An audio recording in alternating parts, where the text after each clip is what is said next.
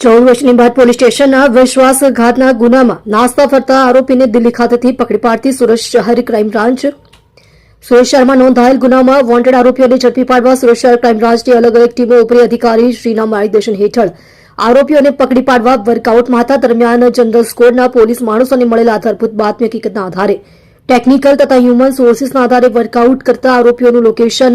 દિલ્હી ખાતે આવતું હોય આરોપીને ટીમના માણસો દ્વારા દિલ્હીથી પકડી પાડી મજકૂર આરોપી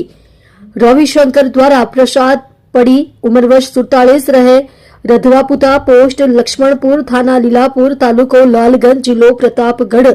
યુપીનાઓ નીચે મુજબના ગુનામાં વોન્ટેડ હોય તેમની વિરુદ્ધમાં કાયદેસરની કાર્યવાહી કરવામાં આવેલ છે. ઉપરોક્ત ગુનાઓના કામે હકીકત એવી રીતની છે કે આ કામના ફરિયાદી શ્રી નાઓને વર્ષ 2009ની સાલમાં આરોપીઓએ ભેગા મળી એકબીજાની મદદગારીથી રહેણાંક મકાન વેચાણથી આપવાનું કહી અવેજ પેટે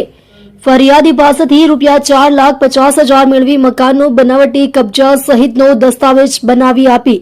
ફરિયાદી સાથે છેતરપિંડી કરવા બાબતે ગુનો નોંધાયેલ હતો. આ કામે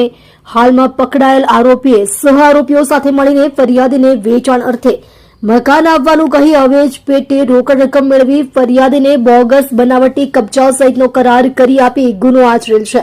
મજકૂર આરોપી પોતાની ધરપકડ ટાળવા પોતાના વતન યુપી ખાતે ચાલ્યા ગયેલ હતા, જેઓનું ટેકનિકલ તથા હ્યુમન સોર્સિસના આધારે દિલ્હી ખાતે લોકેશન આવતું હોય જે હકીકતના આધારે ક્રાઇમ બ્રાન્ચની ટીમને દિલ્હી ખાતે મોકલવામાં આવેલ હતો.